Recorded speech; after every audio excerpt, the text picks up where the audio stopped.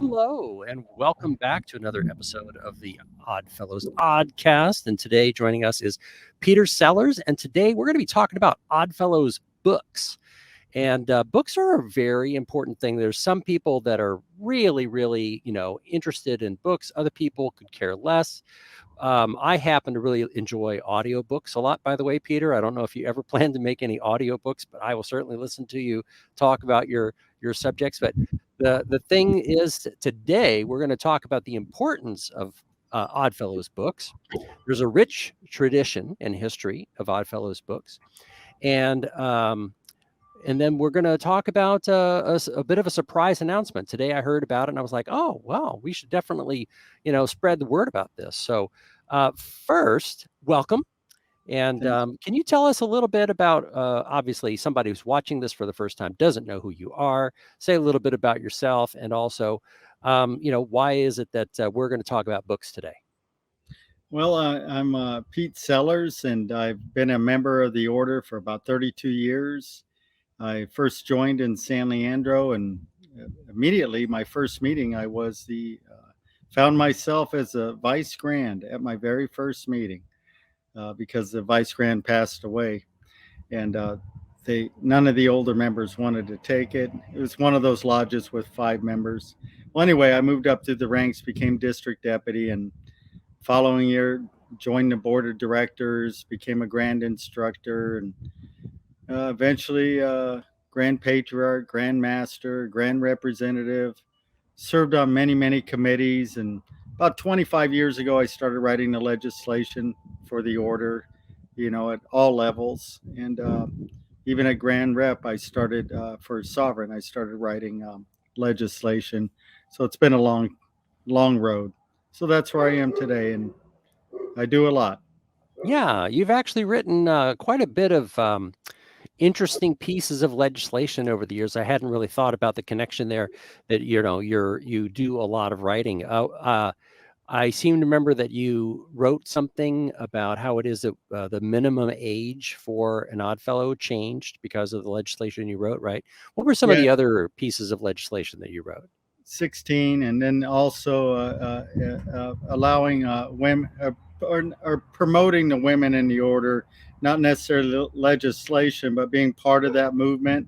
And then the year 2000, writing the pieces to the lodges and through the magazine that through PR to get the women into the order. And I brought in the first 42 women into this order. So that I feel very proud of. It was breaking a huge barrier, probably just as much as breaking the barrier to have blacks and other minorities join this order. Um, there's a lot of hurdles that I won't talk about here because it hurts the order, and I don't want to do that because Sure. we lodges are working toward that. Other legislation, I wrote legislation a few years ago to permit us by ritual to be able to do all our degrees on the same day without a dispensation. So that was very useful for lodges. So they were able to just conduct all the degrees, whether members like that method or not, but you're allowed to. Just a whole bunch of things over there. Everything you see practically in a more progressive direction, I wrote. Yeah, I know And that there's a lot of things you've written that if I were to kind of sum it up, I'd say it's for the members' enjoyment. It's like make things easier and more accessible, for the members. I certainly appreciate that. And I know that there have been a lot of things that you have done that have promoted women in the order in general. And I happen to have had a few conversations with you about this. And I think that if anybody could prove that they have really had a huge impact on the order, I think that, I don't even remember how many people you've said that you have personally sponsored into the order, over but you have over had a huge impact on the order. And I don't think anybody can take that away from you. my name's on over 1,000 applications as far as being a sponsor. And I asked Terry Barrett if he could present me a list about 2 months ago. Can you get me it's Terry Barrett's a sovereign grand secretary. Can you Right. get me a list of names? Because I know Mavis Paul used to keep a list of all the names I brought in, and In 1999, I brought in like 42 members alone. Following year, I brought in 28. Uh, and I was like the number one in North America for 2 years in a row. And they actually gave me a check for doing that. Yeah, they Hmm. paid me. So it's Neat. that isn't what I was doing it for. But Terry, the records that he had only took us back to 2004 or five, and since that time it's been 300 and about 300 plus members. Hmm. So before that, though, I was really prolific Hmm. because I could get in groups. I was newer to the organization. I was getting active, and I belonged to other groups as well. And so people wanted to follow me, or they wanted to come, and I'd ask them too. And again, I try to make my lodge more progressive, which is at that time very controversial and probably still is. And it'll probably cost my time in this order too, as well, because I do defend the progressiveness. If I can't be happy and do the things we want and have events and grow and bring in people of all walks of life, this is not the order for me. No, yeah, I totally understand, and I think that too that a lot of the generation that's going to follow us. I mean, obviously, you've got your Gen X and Gen Y, and after the baby boomers and all that stuff. Those people are very tuned into social media. Social media is a really important public relations and marketing tool, and is one of the reasons why I do this podcast. If anybody wants to, find out about like, well, what's Oddfellows about, they can read about it, but it's a different thing to kind of, you know, uh, listen in on a conversation, talking about Oddfellows. You get a greater sense of it, and I think that one of the things leading up to books that we can acknowledge is that you've been in this order for such a long time because you enjoy it so much, and that your enjoyment of it is what has brought other people in. And it leads us to why it is that you would write books. So can you give us a little bit of a history of, I can think of a few books I've got, like at least a dozen different books on Oddfellows that were written in the 1800s, as well as, I think I have more from the 2000s than I do from the 1900s. In fact, there's been a resurgence in writing books, partly due to you. And yeah, could you talk a little bit about that, about the history of Oddfellows books and about that resurgence? Well, let me tell you how I became interested, because it will lead right into it. I Hmm. I started writing articles, and then I started writing historical articles as I became more interested.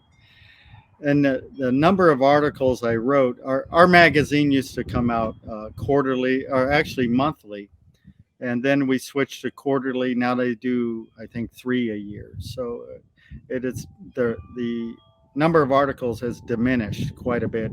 But I was writing quite a bit, and I would get encouragement from our past sovereign Grand Master Donald R. Smith, a very personal, close friend of mine for many years, and he was a publisher and a writer of books. Well, he suggested I put a book together because, and I never knew that process, and so um, for me to see what the order wanted in the way of a book, I had to read books. But to read books, you had to find books, and you just touched upon it, Joseph. That's the thing; those old books aren't made available to members, and if you have them, they're usually in your closets or in your attics, or tucked away in a secretary's drawer or in some safe. They are not available to the average member, so you end up with books, and I started collecting Oddfellow books. Well, anyway, going back, I took this culmination of writing, and where can I start? And I started in about the mid 2000s, I'd say 2004, 5, 6. And in 2007, because I had transferred to San Francisco, I wrote my first book. It Because this is where it all started for Oddfellows in California, was in San Francisco.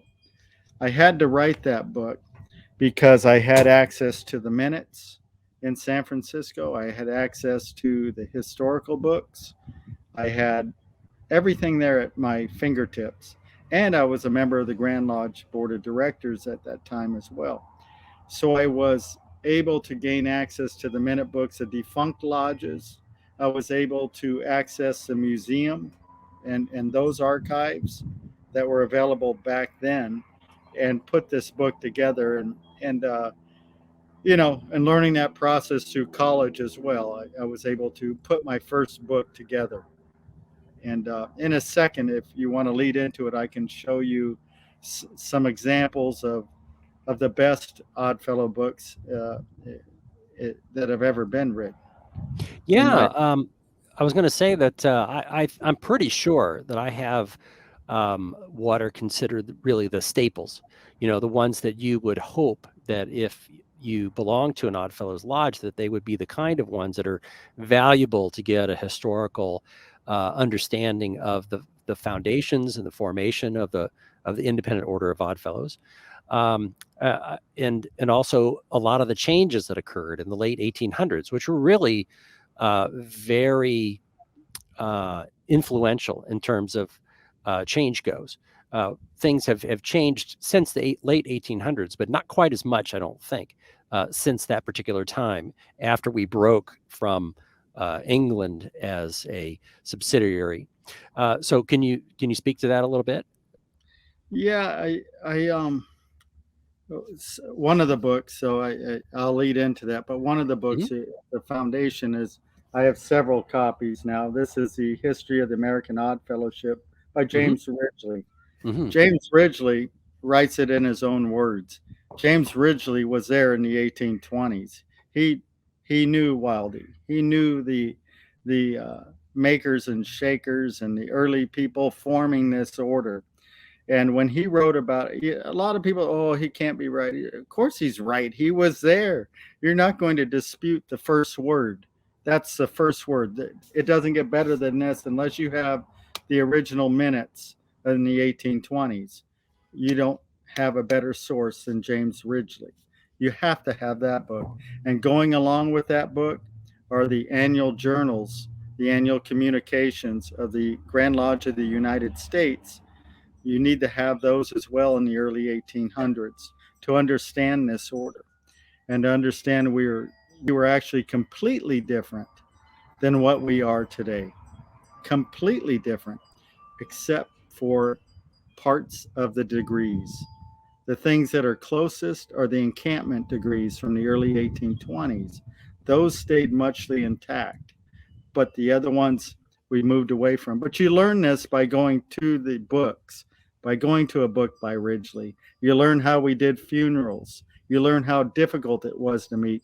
You learn that we drank in the lodge room. Mhm. I mean, it was more of a jovial group, but very serious. You learn how we did our funerals at 10 p.m. at night and ended them at midnight in a long parade.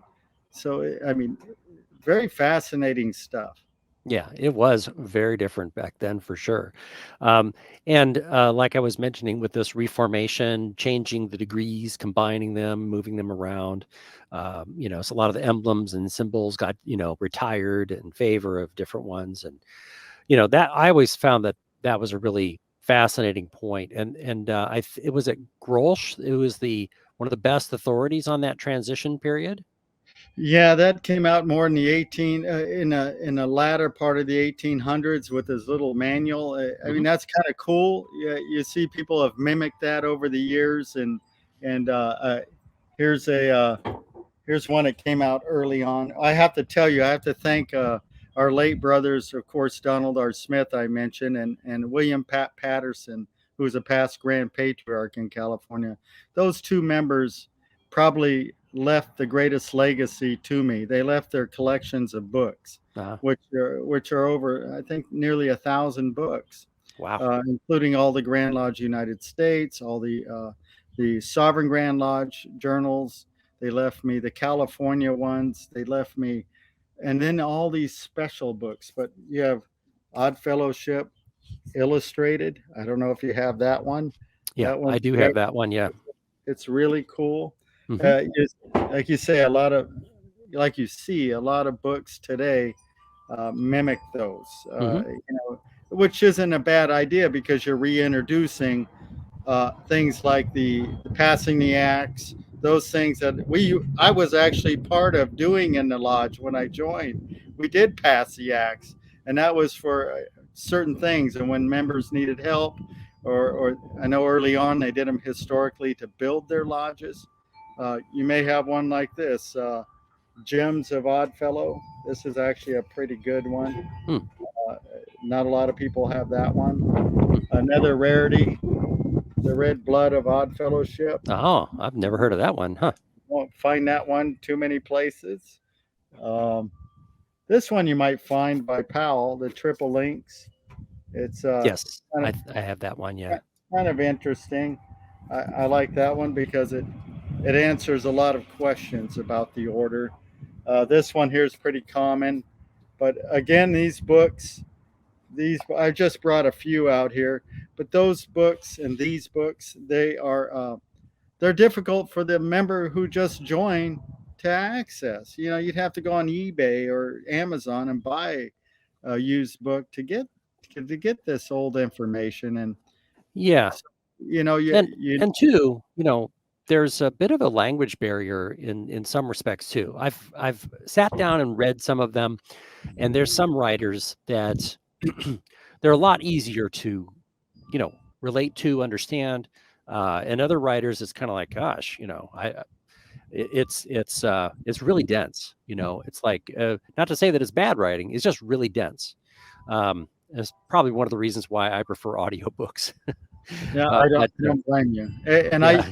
you said that twice already. Audiobooks. You know, I started out doing you don't know this, but I used to write children's books. I didn't publish any, but I have a whole bunch. I'm probably going to go back to it. I wanted to wait till I got a little older so I had more time when I retire. But what I did is I wrote these books and I would put them on audio or Mm. tape, and I Oh, played them back for my nephew, one of my nephews. And no, here I'm going to give you $5 if you just relax and you listen to it and you tell me what you think about it.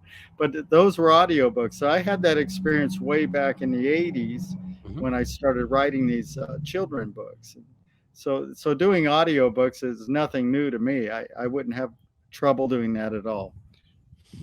Yeah, I've actually done a bit of professional voiceover work myself. I used to work in radio, and my headset is, not cheap. No, no. So yeah, so I got a really good setup, and I professionally I still do voiceover work, and it's probably one of the reasons why it was so easy for me to start a podcast. I already had all the equipment. But anyways, the thing that I wanted to point at this point with going over some of the historical classic books that one would be interested in if you wanted to begin a collection or research Oddfellows for yourself is the resurgence that occurred. Now, with the order shrinking as much as it did in the 1900s, and with it becoming easier to publish yourself. I've written a couple of my own books. I've self-published. I used to work with a guy who was the godfather of self-publishing, and I helped him launch a book contest, an ebook contest. A guy named Dan Pointer, really good guy. He passed away a few years back.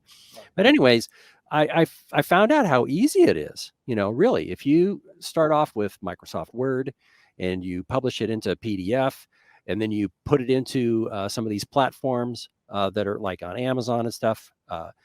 Some of them will take a Microsoft Word document and boom, it's published. Of course, there's more to it than that. You've got your cover and you've got your editing that you need to do, proofreading and all that.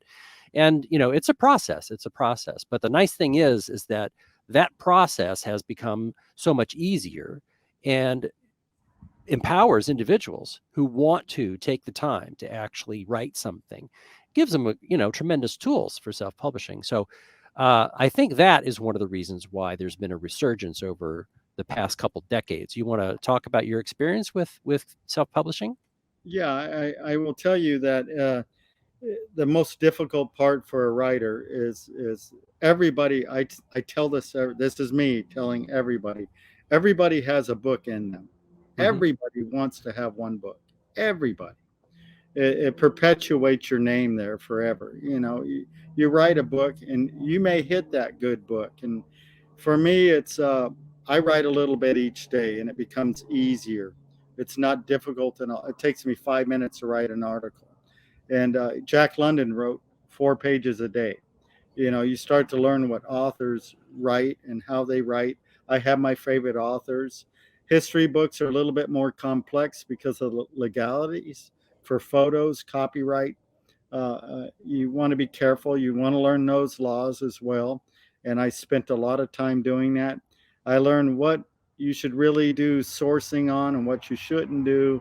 I tried a little bit. I started out just using bibliography. Then I started doing endnotes. Then I started doing my own indexing, not using programs, but going through the book physically. And I tell you, resizing your book, you have to redo it all. So it's quite a process. You learn everything about the book. And self-publishing, you got to find the right printing company that fits your book. I know Create Space is good if you're using Amazon, if you're using what you were talking about, those type of platforms. I use a program called InDesign. It takes a little bit of work. We use advanced Photoshop to clean up photos. I use, of course, spell check, and I use several people to read the book over and over and over. And I have to tell you, the biggest mistake for self-publishing, and I'll wrap this up in a minute, but I can really get into this because that's an entire process. Oh, yeah. This can take an entire show by itself. Absolutely. And those things you've experienced. You have to know how to identify photographs by their number the way they want you to when you purchase them. I can tell you who will give you the photos free. I can tell you what photos are free. I can tell you what the dates are when you can use those. I can tell you when you could use reprinting. I can tell you all these things you really need to know. And I can save a writer a lot of time if they're working on a history book. Novels, just be careful using proper current corporation names, people's names. Those are your things you have to be careful in writing novels, fiction novels. And I write those. Yeah. I've had that experience myself. I wrote, I was writing an article about people who were, in the Marines going out to the desert, like what should they take with them? And I actually wrote, Vaseline. And it didn't even occur to me that like, oh yeah, it's a trademark name. So, you can't just write Vaseline. It has to be capitalized. It has to have the TM, that sort of thing. So yeah, I do know what you're speaking of there. Yeah. And we could talk about the desert too. A couple of veterans, and I spent a lot of time in the Middle East, and that's also fits into this, believe it or not. I mean, your experiences, you come home from a war and all of a sudden life isn't that serious. You have more time. It perpetuates you to, or compels you to write, and you fulfill your ideas. I'll lead into this second book I wrote, though. Okay. I wanted Go ahead. to share it. Can you see it? Yeah. Calling Out from the Past. This is this book I'll tell you about. I took a trip to Thermalito, the first Oddfellows home, which is in Butte County. And it was such a miserable place back in the 1800s. We did have the first home as an organization in California. We had a home before the Masons, before all these other groups, but we had our Oddfellows home in Thermalito, a place that reached over 100 degrees every single day in July. I even put that in my book. But all that's left there is a cemetery. And you wonder, what was here? And going back into the records, you see there was a home that used to be a hotel. There was a library. There was a post office. It was a farm. It was everything. There was a hospital there, and there was cottages, there were ponds, everything. It was this whole life, and that was Thermalito, the Oddfellows home, with a few ranches on the outskirts. Well, Thermalito ended up going away. They moved to Saratoga. So, like I said, all that was left there was a cemetery. Why this book brought back all the pictures, all the life to this home. and to Thermalito. And when I wrote this book, I was able to access very rare photos. I had to do a lot of research. And I have to tell you, when I presented to Butte County Historical Society, I became what they call the rock star up there, because Thermalito never had its own history. And this was actually the first history book written of the town of Thermalito, which is quite populated now. So I'm Oh, asked each year to go there and speak on, hmm. and the people there expanded on that book. They showed me where there were remnants of the homes still left, remnants in their backyards, FL&T and granite, and parts Hmm. of ponds in their yards. So you get to see. They showed me where the old Oddfellow dump was, and they Hmm. found little Oddfellow jewels and Oh, you wow. know really cool stuff. And they were giving me all this history. No, Hmm. that didn't burn down. That was tore down. They made it very clear for me, and I'm asked to go there. Before COVID, I was asked every year. And would you believe a book about a home that would be standing room only every time I go there, about a home, a Wow. retirement home for the aged? You know, That's no longer standing. yeah, it's crazy. I mean, I never thought that book would do so well. And I should mention, I'm kind of like driven on books. I end up publishing. I know one of my books I printed 10,000 copies, but I go 2,000, 4,000, 10,000, and now I went 1,000 on the four Oddfellow books that I've written. And I think Grand Lodge I managed to go with Don Smith and Frank Christie's book dealing with 125 past Grand Masters. They did only 300 copies, and that was printed during the first year of COVID, which is available through Grand Lodge. Not a lot of people know about that book, but I finished that book because they both passed away. So it's a good book, and a lot of people don't know about Don Smith, so I wrote an introduction. Don Hmm. Smith, I have to interject. I know we're on Sure. books. Don Smith is the only fraternal leader who ever went to Vietnam during the war to try to bring a message of peace. That's how big the Oddfellows were, and that's how big and important Donald Smith was. So I wanted, um, I can't say enough about Donald Smith. Good guy. Yeah, kind of a rarity for sure, right?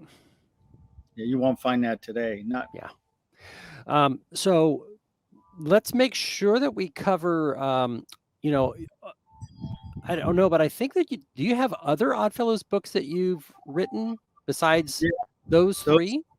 There's two in the American Civil War. Hmm. This one here was written for a much larger audience. This one here sold to more people outside the order. So I would say when I sell these books or even give them away, this one I gave away a lot because it came out during COVID, and I really couldn't sell them very easily. So that's the one that had 10,000 copies. I Hmm. mailed them to nearly every lodge that requested a copy, and I'd set them up for fundraisers. I'd help their lodges out, help their new members. Those went to nearly every state in this country, Hmm. many overseas as well. That one did very, very well as far as people outside the order. Hmm. Everybody wants one of these reference books for the Civil War. So you want to know what this fraternity was doing. The Masons have an excellent one during the Civil War, about the Civil War, about their involvement. I think it was written in 1963, and I Oh. forget the title. It's an excellent book, Hmm. and I couldn't write it nearly as well as that writer did, because he probably spent a lot more time with it. And then Yeah. finally this year, just last week, we had another copy, another book come out. Um, it's a reference book of the Oddfellows and the California Gold Rush. There are about 195 pages, and some really nice. This time I did a little bit differently. The first 90 pages are all written, and then the back section is a scrapbook of photos. And as you can see, every place I had to get them from is identified by name and number. But this is an excellent book. This is soft bound, and it's available today, and available through me. And I will have one of my buddies who has a bookstore sell a few on Amazon for me. But those are available now. I got rid of 90. I hate to say I got rid of, I distributed, sold, for me, because I keep them all here. I store them myself. I get them all printed, and it saves a lot of cost, saves the middleman. There's something else you want to know about self-publishing. Don't go to storage. Don't On demand's good. It's excellent, but you're only going to get a fraction. I get I get 100% of my profit, 100% of everything above the cost. Mm-hmm. So it's more income wise. It's good. Save all your receipts for your mailing now. You have to have those. But anyway, I sell them directly. In the first 3 days since I've had this book, we went 98 copies. So I'm very proud. 96 copies. So I'm very proud of how fast it's going to take off. Mm-hmm. Well, I will be very happy to make sure to put the links to your books wherever it is that you sell them through. The best there, you have a store on Amazon or something else. Be very happy to put a link for anybody who is listening or watching this podcast so that they can purchase one. Yes, go ahead. I will say the first 3 Oddfellow books are out of print now. And those are available on used books on Amazon. You'll see those. I don't sell those anymore, and some can be quite costly, which I'm thrilled about. I don't make the money, but I'm thrilled to see them on sale. But the first 3 are for sale on Amazon. As I said, this 4th Oddfellow book will be on sale on Amazon and through a friend of mine. But, okay, well, you can reach me, send me a payment, or they're only $13 plus $3.50 for shipping and handling, so not too costly. I will be selling them. I don't expect to have these a very long time because I've only printed 1,000 copies. So, okay. Well, I appreciate you taking the time to talk with me about Oddfellows books because, it's part of the history of Oddfellows itself is the books. Yeah. And, obviously we won't know how it is that we got where we are today if it weren't for being able to go back and read the accounts of people who wrote it down. So, I think it's a really great insight to take a look at the Grand Lodge minutes before we split off from England. I hadn't even thought that those things existed because I hadn't heard of them. But it's good to know that those things exist, and it's really great that you've got yourself. You ended up with those resources for your research, so that's really awesome. So, is there anything that we want to chat about real quick before we wrap things up? Because we wanted to just discuss the topics that have been on hand. Anything else that you want to interject before we wrap things up? Just for the newer members, just go inside your lodges and ask the oldest member you have there where the books might be stored, and you will take an interest. I have to tell you, what books to look for are the journals. Start with the journals. Those journals, I should have brought a copy out here. They're soft bound. Some are hard bound. Back then you could order them to be hard bound. But for the California journals explain to you year by year who's leading the order, how many members there are in the order, which lodges emerge, when they emerge, how much money they donated. You look through the back of the book, how many members each lodge had, where they met. I mean, all the information. You can learn all those good things about our order in those journals, and you can learn about all the bad things in this order too. And that could be a separate segment too that you probably wouldn't want to let out to the public. But this order had a terrible history as well, and like any organization in this country, with its prejudice and growing. But the reason I'm mentioning that, because I want our newer members to see that we grew out of that. And there are members still pushing to grow out of that, because there are barriers still that we need to break. If you're from San Francisco, and like I am, you see the barriers have been broken. But if you're from a little place in the hills, you're going to see that their barriers aren't broken. And that's the importance of our newer members, because they're coming up. They're going to be the ones to make the change. And you find those needed changes in those old books. Start with the California journals and move from there. Yeah. And, I think that certainly speaks very much to the future of the Independent Order of Odd Fellows. I think that there will always be a call for fellowship in general. I think that fraternities will always exist, even if they're not fraternities, so to speak, the like the Rotary Club. It's like that would be something that is sort of like a fraternity, in that they have projects and they want to make a difference in the community, and it's member benefit, that sort of thing. But it's not quite the same thing as the Oddfellows, right? Yeah. So I think that there will always certainly be a call for fellowship, and certainly a call for what it is that Oddfellows do in terms of making a difference in the world. But the future of it, I think, is really dependent upon how well we can adapt to the current day, because we're not going to be attractive to newer members if we've got our heads stuck in the 1700s.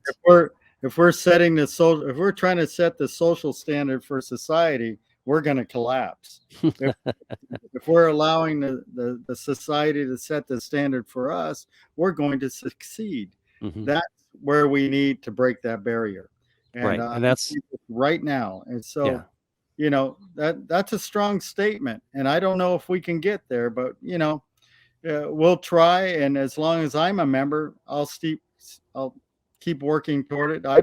I belong to great fraternal organizations. I belong to one that you belong to, where after I left, I have a group of people who who would die for me, and likewise. And I don't see the order at that level yet, but it can get there. There are segments I see come through from time to time, and I can tell you some wonderful stories about this order as well. And again, you get a lot of this through the books. And stay away from the 1855 Grand Lodge of the United States Journal. If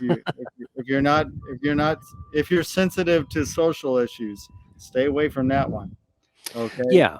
And I do agree with you that those books are important so that we can know what it is that we have been through and where we have, gone from and arrived where we are today. So I do touch upon the social issues in here as well. Oh, good. So then you reference those things. Okay, well, that's awesome. That's fantastic. Well, good. All right. Well, listen, Peter, I want to thank you again. As always, you've been a fairly regular guest on my podcast. I really appreciate the time that you take. And, it's always good to see that you've got a new book coming out.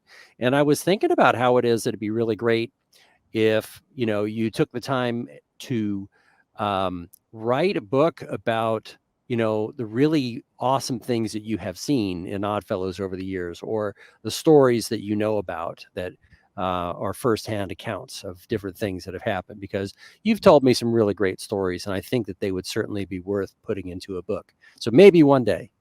Yes, that's a good idea.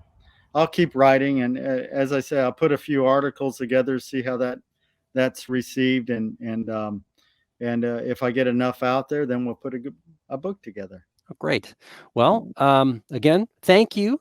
And we will see you on the next podcast in the future. Well, thank you very, very much. And I look forward to seeing you again. All right. Thanks. Take care. Bye, everybody. All right.